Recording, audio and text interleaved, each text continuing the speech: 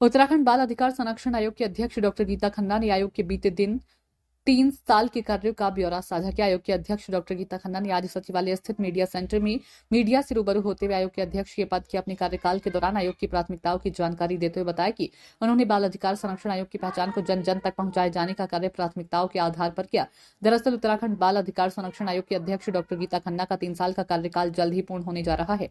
आयोग के अध्यक्ष डॉक्टर गीता खन्ना ने बताया कि बाल अधिकारियों के लिए ग्राउंड स्तर पर कई कार्यशालाओं का आयोजन किया गया। साथ ही उन्होंने बताया कि जल्द ही 2 और कार्यशाला का आयोजन होने जा रहा है। उन्होंने बताया कि शिक्षा, स्वास्थ्य, समाज कल्याण, लेबर पर उन्होंने ज्यादा फोकस किया। साथ ही उन्होंने बताया कि अंतर्राष्ट्रीय बाल दिवस पर बड़ी संख्या में ऑनलाइन व्यवस्था तहत सभी को जागरूक करने का कार्य भी किया। CWC रुद्रपुर की टीम ने तमाम विद्यालयों में भी जागरूकता अभियान चलाया। यही नहीं बल्कि शिकायतों के संज्ञान में पुरानी और नई 600 मामले का अभी तक निस्तारण हो चुका है, जिसमें 230 पुराने, 370 नए मामलों का निस्तारण किया गया। पॉक्सो मामलों के निस्तारण पर काफी तेजी से काम किया। इसके अलावा चिल्ड्रन चैंपियंस अवार्ड की शुरुआत की गई। उत्तराखंड पहला राज्य जिसमें NCPR ने ब्लॉक और जिला स्तर पर कार्यशाला का आयोजन किया। राष्ट्रीय कार्यशाला के दौरान तैयार की गई रिपोर्ट भी मुख्यमंत्री को सौंपी गई है, जिस रिपोर्ट में कई महत्वपूर्ण सुझावों को भी शामिल किया गया था। आयोग के स्तर जहां एक और नशा मुक्ति केंद्रों के लिए नियमावली भी तैयार की गई, तो वहीं इस नियमावली को अब इम्प्लीमेंट भी किया जा रहा है। इस दौरान उन्होंने आयोग की तमाम चुनौतियों को भी मीडिया से साझा किया।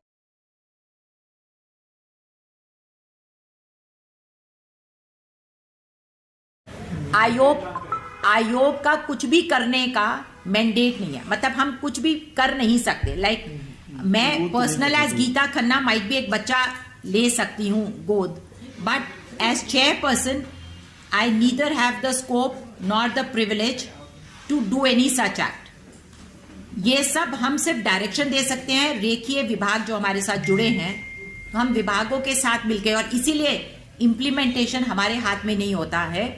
हमारे अनुमोदन होते हैं, हमारी सजेशंस होती हैं, एडवाइजरीज हैं जो हमने पूरे दिल से, मनोयोग से बनाई भी हैं और उसका फॉलो अप भी कर रहे हैं।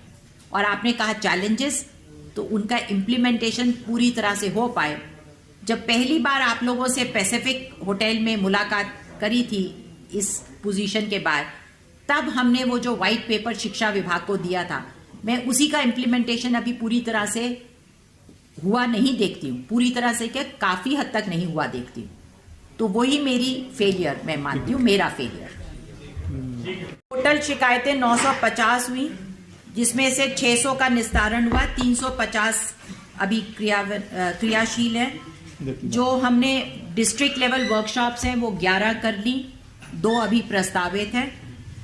जो हमने ट्रेनिंग वर्कशॉप्स एक्ट वाइज करी हैं स्टेट लेवल पे, वो 5 है। और RTE की एक प्रस्तावित है दिसंबर माह में।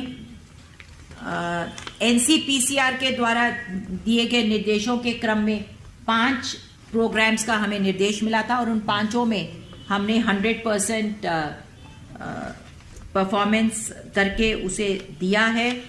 एक नेशनल वर्कशॉप हमने करी, जो कि मेरे कार्यकाल में इकलौता राज्य एक राजस्थान था जिन्होंने नेशनल लेवल वर्कशॉप करी थी, और उसके बाद एक उत्तराखंड ने नेशनल लेवल वर्कशॉप करी। और प्लस ऑनलाइन डिपार्टमेंटल वर्कशॉप्स हमने करीब 11 पैन उत्तराखंड ऑनलाइन वर्कशॉप्स सभी विभागों के साथ मिलके करी हैं। और हमने आपके ये सभागार में, जहाँ पे इंटर डिपार्टमेंटल किसी एक प्रोजेक्ट को लेके, जैसे डिजास्टर को लेके या नशा मुक्ति या शिक्षा, इनको लेके हमने 5 ऐसी कार्य डिजास्टर मैनेजमेंट का, हाँ, मतलब ऐसी 5 conferences inter departmental secretary level की हमने करी। एक NCPCR की वर्कशॉप यहाँ पर हुई है, और जिसके अंतर्गत आंकड़े ना मिलने पर सभी 13 DMs को NCPCR ने वहाँ बुलाया भी था। मद्रसे एक आई थिंक टॉपिक था जो हमने इंस्पेक्शंस करी, और उसके लिए भी हमने अपनी तरफ से जो भी प्रस्ताव थे वो सरकार को दिए हैं कि अगर मदरसों का संचालन हो रहा है तो उसके नियम होने चाहिए और सभी का उसमें जुड़ना ज़रूरी है।